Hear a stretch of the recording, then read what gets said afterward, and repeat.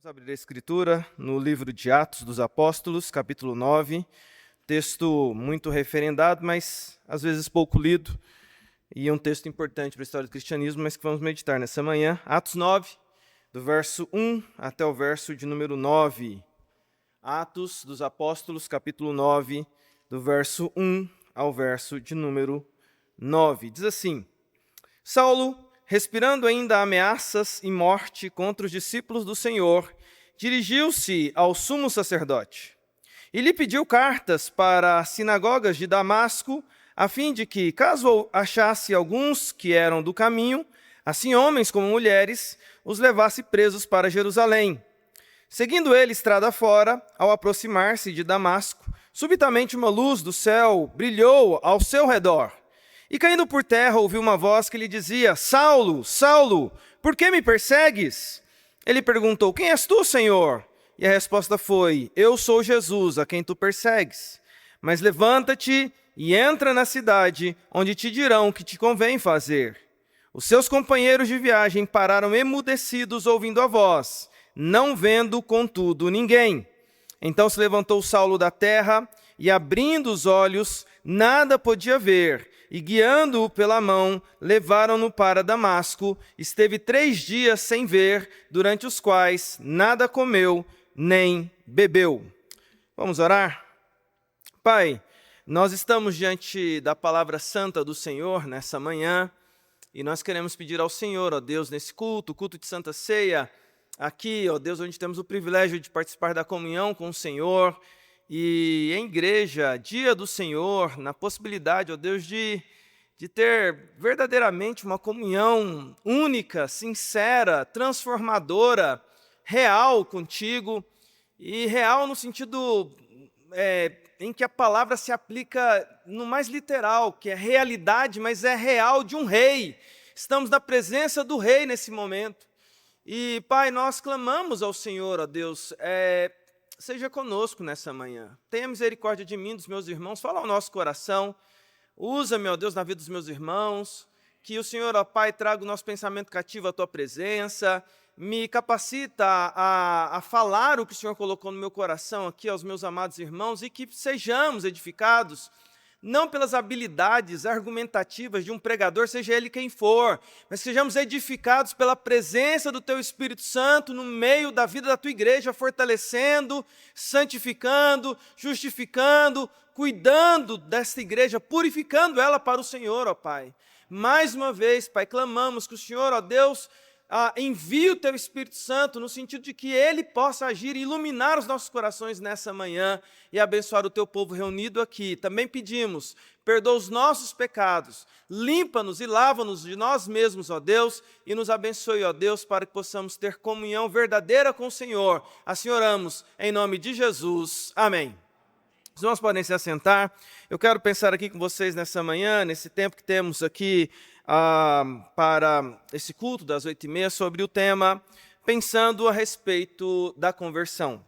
Sem sombra de dúvida, a palavra conversão é uma palavra que você já ouviu, provavelmente se você está aqui na igreja presbiteriana, seja de 3ª, 4ª, 5ª geração ou de 1ª geração, como é o caso às vezes de muitas pessoas. Eu sou de 1ª, 2ª, porque minha mãe veio a ser alcançada por Cristo e eu era criança quando a minha mãe veio à igreja e eu passei então a seguir o caminho de Cristo. Mas a palavra conversão não é estranha para nós. É uma palavra que você vai ouvir, né? Meu bisavô converteu quando alguém foi lá pregar para ele. Acontece que às vezes eu tenho parado para pensar sobre essa temática e será que nós sabemos de fato o que é conversão? O que significa quando nós falamos que somos convertidos? E eu quero olhar aqui para a conversão do apóstolo Paulo. Aqui nesse texto ainda sendo chamado pelo nome hebraico de Saulo, e aí depois há uma mudança na escrita do hebraico para o grego, Saulo e Paulo, apenas a modificação é essa, mas aqui ainda sendo chamado pelo seu nome hebraico, Saulo, e eu quero pensar sobre a conversão dele e ver algumas coisas aqui. Por quê? Ainda nesse montar aqui do porquê que nós vamos falar sobre isso. Infelizmente, nós vivemos em um tempo de que preconceitos, no sentido da da origem da palavra mesmo. Pré-conceito, conceitos equivocados sobre a conversão têm se dado muito nos nossos dias, né? Fruto de uma evangeliquez, né? Fruto de uma superficialização do evangelho, fruto de um sensacionalismo, muitas vezes, que vem de heranças, não é uma coisa nova, né? Alguns historiadores dizem que essa superficialidade do que é o cristianismo nos dias de hoje se deu a partir de um momento histórico em que um personagem, que era um pastor, ele começa a fabricar falsos avivamentos. O nome dele era Charles Finney. Se você pesquisar na história, você vai encontrar esse pastor chamado Charles Finney, e uma marca dele era a superficialidade, porque ele pensava em um montão de gente, mas não importava se era verdadeiramente convertidos. Ele queria fazer a coisa acontecer, virar, não importava como. Né?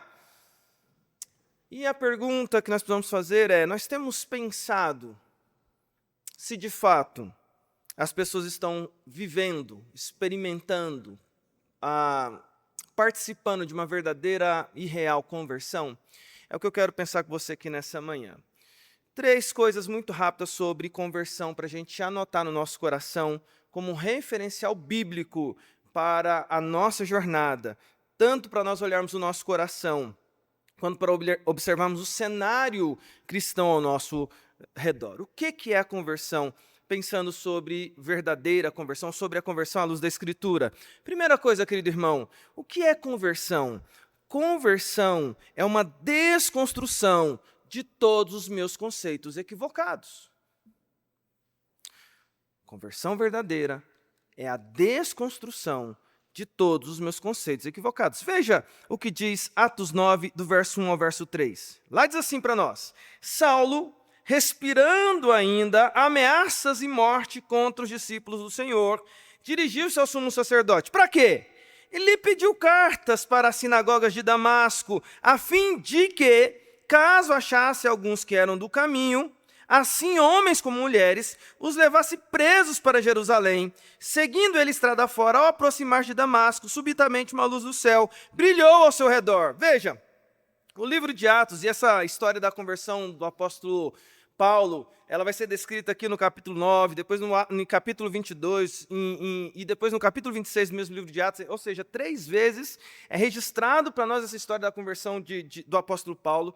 Aliás, é muito interessante você olhar o livro de Atos, escrito por Lucas, porque a partir aqui do capítulo 9, Lucas dá indícios de que ele vai mudar a narrativa. E como é que eu explico isso? Não é que ele vai mudar a narrativa em si, mas ele vai mudar o personagem que ele acompanha na narrativa.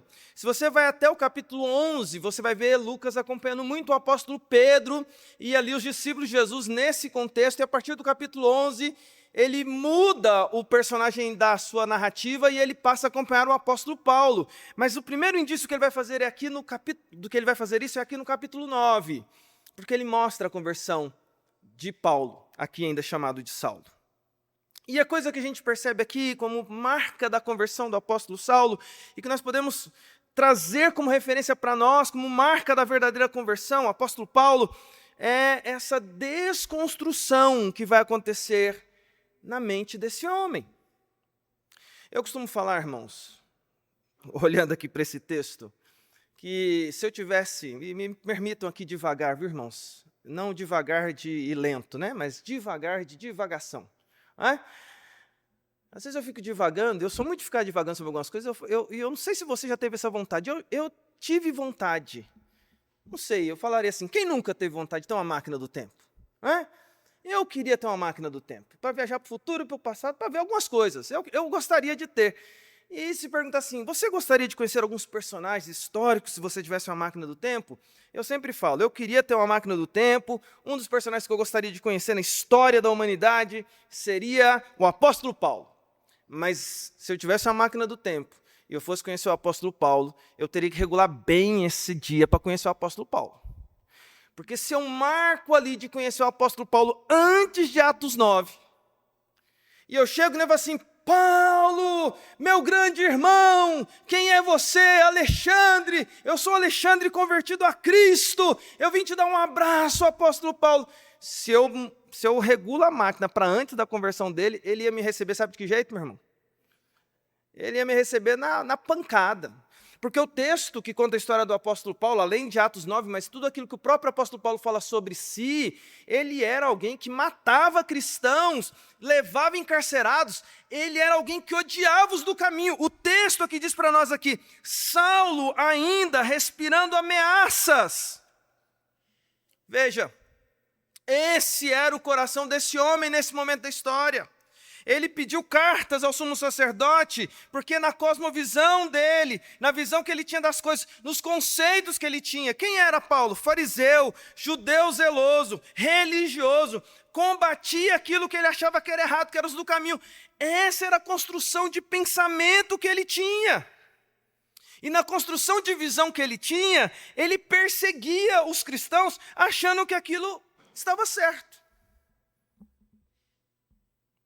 Até o versículo 3, que diz assim, brilhou uma luz do céu ao redor de Saulo. Se eu penso em analisar a conversão, meu querido irmão, conversão é desconstrução de conceitos equivocados. Meu irmão, minha irmã, deixa eu ser bem claro com você, você que está nos acompanhando pela internet.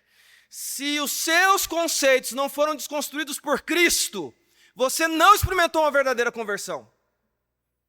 Porque a gente vive num contexto de pessoas hoje em dia cheios de conceitos, construídos, visões de mundo, observações da realidade a partir da própria vivência, do próprio aprendizado, da própria história. E conversão é Cristo desconstruir conceitos equivocados para que seja aberto um espaço na nossa mente, no nosso coração, para que uma nova visão da realidade seja feita a partir daquilo que Cristo faz em nossos corações. Até porque é possível, olhando para esse texto, que eu construa conceitos equivocados, achando que eu estou fazendo certo. É possível que eu fundamente a minha vida inteira em conceitos equivocados, achando que eu estou certo. Que bênção na vida do apóstolo Paulo, aqui ainda Saulo, quando a luz brilha na sua vida. Quando a luz brilha na nossa vida, a verdadeira conversão se manifesta. E uma marca da verdadeira conversão é desconstrução de todos os conceitos equivocados. Meu irmão, pega pelo texto. Paulo ficou do mesmo jeito? Paulo se levanta ali depois que ele cai, e aí o texto não diz que ele caiu do cavalo, viu, gente? Ele caiu, mas no texto não fala que ele estava no cavalo. Você sempre imagina ele no cavalo, mas não diz que ele estava no cavalo. Ele caiu. Mas quando ele se levanta, o texto diz assim, permaneceu Paulo do mesmo jeito que ele estava antes. Uma coisa que me faz pensar muito nos nossos dias são conversões de pessoas que eram de um jeito antes, passam a se proclamar de Cristo, mas continuam do mesmo jeito. Tem alguma coisa errada na somatória, irmãos.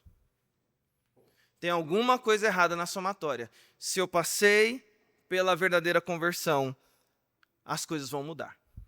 Segunda coisa, se em primeiro lugar é uma transformação é uma desconstrução de todos os meus conceitos equivocados, em segundo lugar é uma transformação do meu ser.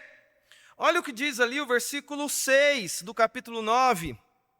E a gente tem alguns outros versículos para acompanhar aqui. 9:6 diz assim, mas levanta-te e entra na cidade onde te dirão o que convém fazer. Aí vamos lá para o capítulo 9 mais para frente. Você vai ver aqui, 9, versículo 17. Diz assim, então Ananias foi e entrando na casa, impôs sobre eles as mãos, dizendo, Saulo, irmão, o Senhor me enviou a saber o próprio Jesus, que te apareceu no caminho para onde vinhas, para que te recuperes a vista e fiques cheios do Espírito Santo. Imediatamente lhe caíram os olhos como que umas escamas e tornou a ver. A seguir levantou-se e foi batizado. Agora pega a partir do verso 20. E logo pregava nas sinagogas a Jesus, afirmando que este é o Filho de Deus. Ora, todos os que ouviam estavam atônitos e diziam, não é este o que exterminava em Jerusalém os que invocavam o nome de Jesus? E para aqui veio precisamente com o fim de os levar amarrados aos principais sacerdotes? Saulo, porém, mais e mais se fortalecia e confundia os judeus que moravam em Damasco, demonstrando que Jesus é o Cristo. Se tem um personagem bíblico que a gente pode ter aí vários elementos, porque ele mesmo vai, em várias cartas que ele escreveu, mostrar o que aconteceu no seu coração e falar do que ele sentia, é o apóstolo Paulo. E uma segunda característica aqui, analisando a conversão, pensando a respeito da conversão, é essa transformação do ser pela qual o apóstolo Paulo passou. Transformação do ser, irmãos, que envolve transformação dos seus sentimentos. É impressionante ver que imediatamente, assim que a luz brilha, assim que ele se encontra com Cristo, os sentimentos de Paulo mudam. E é interessante você perceber algumas coisas aqui. Por exemplo, nesse texto que eu li aqui com vocês, quando fala assim, vai para Damasco, vai na casa tal, você já percebe uma mudança de postura que não era dele anteriormente. Antes ele era autossuficiente. Agora ele já se mostra dependente. Percebe? Antes, ele era marcado por maldade. Agora você já consegue perceber bondade nas ações dele quando ele já na sequência está pregando. E falando de quem? De Jesus. Paulo muda. Ele começa a mostrar que aquilo que estava no coração dele passou por uma verdadeira transformação, uma verdadeira mudança. E esse mesmo apóstolo Paulo, ele mesmo diz lá em Romanos 12, verso 2, que diz assim, não vos conformei, mas transformai-vos pela renovação das vossas mentes, para que experimenteis qual seja a boa, agradável e perfeita vontade de Deus. O que Paulo está falando lá na frente? Aquilo que ele mesmo experimentou, uma transformação. Analisando, pensando a respeito da conversão. Conversão, meu querido irmão, verdadeira, genuína, bíblica, é mudança do ser, é transformação do ser. É de se lamentar que muitas vezes as pessoas adotam um título de cristão, mas continuam do mesmo jeito que eram antes, não transformam o seu ser, não transformam os seus sentimentos, não transformam as suas palavras, não transformam a sua ação. Aliás, é muito estranho, por exemplo, perceber hoje em dia, ver a quantidade de cristãos com um uso de linguajar baixo. Você chegar numa roda aí fora, e você não sabe quem é cristão, quem não é, porque se for pelo linguajar, piadas de cunho, sabe, absurdo, olhares. E nós, homens, e as mulheres também, cuidado com seus olhos, jeito de olhar. Veja, irmãos, o que eu estou querendo dizer aqui? Eu não estou querendo dizer para a gente emular aqui uma persona hipócrita para os outros. Não é isso que eu estou dizendo, não.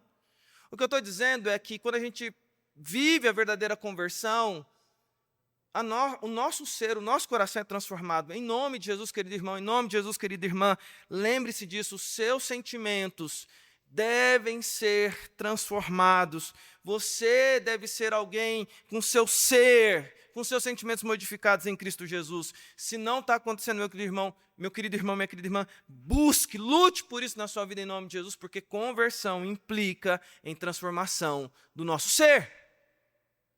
Se não está acontecendo transformação, se não está, vamos lá, né? Se não está tendo pelo menos a briga na sua alma. Eu vou recorrer aqui a uma frase muito antiga, que eu lembro uma vez de várias experiências ministeriais, mas eu me lembro de uma vez conversar com uma querida irmã, lá da época que eu pastorei lá no interior de Goiás, e ela virou para mim e falou assim, pastor, eu não tenho, eu sou assim, pastor. E ela tinha arranjado algumas constantes confusões na igreja, e um dia eu precisei chamar para conversar com ela, e ela falou assim, não, pastor, eu sou assim. Eu sou assim desde que sou criança. Eu perguntei, mas você nasceu em igreja evangélica? Não, pastor, minha conversão foi tal, quando eu era adolescente, fui para a igreja, mas eu sou assim. E ela usou a síndrome de Gabriela na frase dela. Ela falou assim, pastor, eu nasci assim, eu cresci assim, e eu vou ser assim até eu morrer. Aí eu usei aquela frase conhecida, talvez você já tenha ouvido, né? De fato, Alguém pode nascer de um jeito, permanecer de um jeito e morrer daquele jeito, a não ser que passe pela mão do carpinteiro de Nazaré. Ele tem poder de mudar. Ele tem poder de transformar. E eu falei, minha irmã, em nome de Jesus, essa frase é uma falácia que você está carregando no seu coração. Jesus pode mudar você. Você precisa mudar seu sentimento. Você precisa mudar seu jeito de agir com as pessoas. Você precisa entender que a vida cristã muda o seu coração. Ela tomou um choque, evidentemente, mas a gente precisa parar sempre para pensar sobre essas questões acerca da mudança e transformação do nosso ser. Conversão é transformação do ser. Em último lugar, irmãos, em primeiro lugar a gente falou que é uma desconstrução de todos os meus conceitos equivocados. Em segundo lugar, falamos que é uma transformação do ser. Em terceiro e último lugar, é uma mudança de rei. É uma mudança de rei. Fazendo uma observação aqui sobre a verdadeira conversão, pensando a respeito da conversão, veja agora os versos 4, 5 e 6 do capítulo 9, diz assim: E caindo por terra, ouviu uma voz que lhe dizia: Saulo, Saulo, por que me persegues? Ele perguntou: Quem és tu, Senhor? E a resposta foi: Eu sou Jesus, a quem tu persegues. Mas levanta-te, entra na cidade, onde te dirão o que te convém fazer. Em último lugar, pensando sobre conversão, conversão é uma mudança de rei. Que rei tem governado o seu coração, querido irmão? Que rei tem governado o seu coração? Todos os nossos corações são governados por alguma coisa. Pode ser dinheiro, pode ser a sua própria vontade, pode ser os seus diplomas, pode ser, às vezes, os teus filhos, pode ser seu esposo, sua esposa, pode ser as suas ambições, pode ser os seus planos. Muitas coisas, às vezes, se passam de maneira sem ser notada e acabam ocupando o lugar de rei no nosso coração. Deixa eu dizer uma coisa para você aqui nessa manhã. Conversão é uma mudança de rei no nosso coração. E nós percebemos isso porque Paulo muda a cosmovisão dele, e aqui é interessante porque ele faz uma pergunta, né? Ele cai, a luz brilha ao redor dele, essa luz é testemunhada por outros, mas só Saulo ali está ouvindo e vendo, e ele pergunta: Quem és tu, Senhor? Veja que a expressão dele já é de dependência. Quem é o Senhor? Ele percebe que tem alguma coisa acontecendo. E a resposta é muito interessante e bonita. Diz assim: Eu sou Jesus, a quem você está perseguindo. E aí você percebe que na sequência, ele tinha pegado cartas para perseguir esse pessoal que segue a Jesus. E você pega a sequência da história. Aonde nós vemos Saulo agora? Anunciando esse Jesus Cristo como o rei da vida dele, que transformou a vida dele, aquele que tinha mudado a história do apóstolo Paulo. Veja algumas transformações técnicas e práticas aqui para a gente só poder analisar. De um homem carnal, ele passou a ser um homem de fato dominado por Cristo. Ou seja, de um homem dominado pela sua carne, ele passou a ser um homem dominado por Cristo. Mudança de rei. De um perseguidor, ele passa a ser perseguido e ele sofre. De alguém que era senhor da sua própria vida, Paulo agora passa a ser servo e a obedecer. Ele tem um rei, e por esse rei, ele é dominado. Por esse rei, ele é perseguido e sofre. E ele é servo desse rei. Um dos textos mais bonitos que eu gosto da Escritura, de autodescrição, porque é um texto que a pessoa está se vendo e se descrevendo ali, é o texto de Romanos 1, verso 1. Quando o apóstolo Paulo está escrevendo aos irmãos de Roma que não conheciam, e Paulo precisa se descrever. Ele diz assim... E é sempre interessante quando alguém vai se descrever, né? Se você fosse se descrever, como é que você se descreveria? Qual a primeira coisa que você falaria sobre você se você precisasse se descrever para pessoas que não te conhecem? A primeira coisa que Paulo diz acerca de si mesmo, para pessoas que não conheciam ele, diz assim: Paulo é o meu nome. Servo de Jesus Cristo. Paulo experimentou uma mudança de rei. E por esse rei, ele viveu. Por esse rei, ele sofreu. Por esse rei, ele morreu. E por causa desse rei, ele está vivo na eternidade, aguardando os seus irmãos de fé, que um dia se encontrarão com ele junto à presença de Jesus Cristo. Meu querido irmão, quero terminar essa reflexão dizendo para você, em nome de Jesus, que rei tem governado o seu coração? Mas lembre-se que essa pergunta é uma pergunta que você não precisa responder para mim. Na verdade, a gente está aqui numa pregação, você não vai ter como responder, a gente não está em aula. Mas responda para você mesmo. Porque verdadeira conversão, irmãos, implica em que o rei que vai ser encontrado no nosso coração, se a gente pudesse fazer um raio-x da alma e fizéssemos um raio-x do seu coração, nós encontraríamos ali somente um rei, porque ele não divide espaço no seu coração com mais ninguém. E esse rei deve ser Jesus Cristo, governando a sua história, governando a sua vida. Eu quero concluir pensando sobre conversão, ou a partir da conversão do apóstolo Paulo, que essa conversão desse homem fez com que ele desse muitos frutos, e a gente tem aqui os livros que ele escreveu, a influência que ele tem para o cristianismo, a influência é tão grande que a cidade onde nós estamos morando, onde essa igreja está construída, se chama São Paulo, por causa da influência desse homem que teve a sua história mudada nesse dia, quando a luz brilhou ao redor dele. Um dia a luz brilhou ao seu redor, e ela tem produzido frutos de alguém realmente encontrado e alcançado por Jesus Cristo. É tempo de pensar sobre conversões genuínas. E conversão genuína, ela mostra frutos em uma visão diferente, ser transformado e a mudança do rei que governa o nosso coração.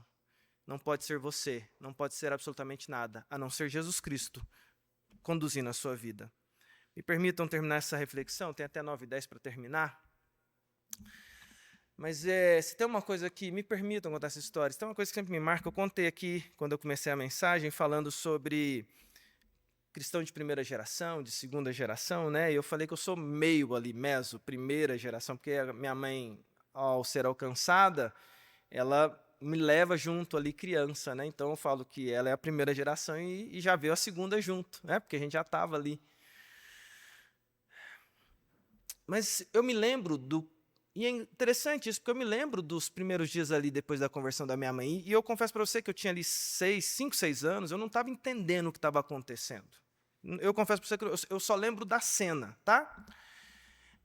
Meu avô, que é alguém que eu amo muito, já partiu para a glória, eu acredito que ele está na glória com o Senhor. Mas meu avô, nesse período da nossa história, meu avô ele tinha uma mania que ele tinha lá em Goiás, eu não sei se vocês conhecem essa expressão, mas lá em Goiás tem uma coisa chamada carranca.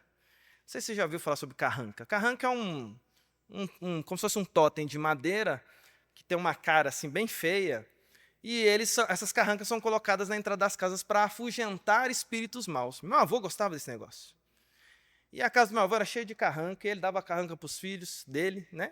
Portanto, na casa da minha mãe tinha carrancas, né? Essas figuras que ficavam dentro da porta de casa para afugentar espírito mau. Meu avô tinha lá na chácara dele, eu acho que eu morria de medo daquele negócio. Porque é um negócio feio com uns dentão assim, esquisito, com o olho arregalado assim, foi coisa horrorosa. Criança, eu falei, nossa, não me deixa no quarto com esse negócio não, misericórdia. Mas eu lembro que a primeira coisa que minha mãe fez, assim, que me marca, é quando ela, no dia depois que ela entregou a vida dela para Jesus Cristo, como eu tinha muito medo das carrancas, que ficava por ali na família, eu lembro que a primeira coisa que minha mãe fez, depois que ela entregou a vida dela para Jesus, eu lembro dessa cena, eu era criança e eu não estava entendendo muito bem, mas eu estava vendo uma mudança. Minha mãe pegou um monte de disco de vinil que ela tinha, ela saiu lá para o quintal da casa onde a gente morava, ela jogou aquele negócio no chão, e ela pegou as carrancas e jogou aquilo tudo no chão, pôs fogo e falou assim, agora tem um novo rei governando sobre a nossa casa. Um dia, na semana da conversão dela, minha mãe já mudou completamente a atitude dela e dizendo assim, essa casa agora, ela é diferente. Tem alguém agora governando essa casa. O que era antigo passou.